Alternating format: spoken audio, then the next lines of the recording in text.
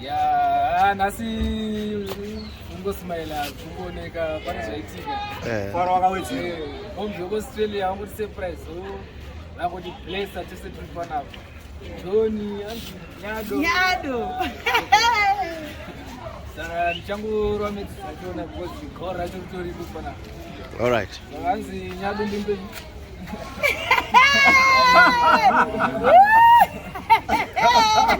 Buru.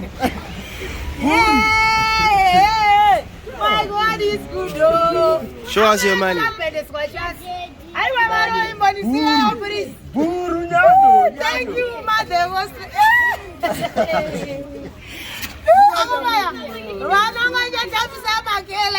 Buru ndo mariu. Thank you. Amatapuza papo papa wezero. Ana nakwara nenamo. Apa mandimudza. Ama musumudzi Ama ndisumudza. Thank you.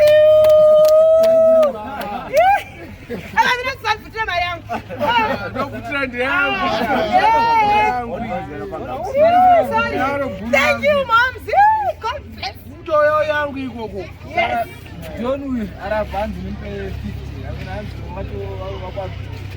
Hawa ndochichemo changu chandacho chikuru madha but hawa mandibvulesa patotenda hangu. Dai pasina madhumana taisvika kwese kwatiri. Thank you very much. God bless. Hawa ndotenda madha. Na respect. Hawa na respect amai. Andukangano emamukangano wemwana wenyu. Ndazvamatira ingemari kuzunzire ema this time sachiri awapera nasana nduku Wilo. apa mama ndipawaya kachadzoka zvazvawaniroko Wila man, wila kani. Wila masambati. Wila. ana dumba sisina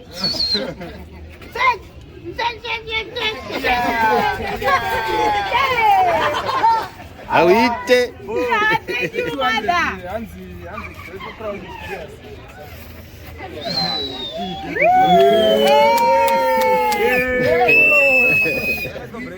Wakomana vese vanobuda pamavideos edu eGhetto Crown. Thanks mother of Australia. Hatisarudze even hatisawirirane nawe zilongana vachingobuda munhu wese achaonawo kuti anonowa madrinks. Yes sir. Thanks very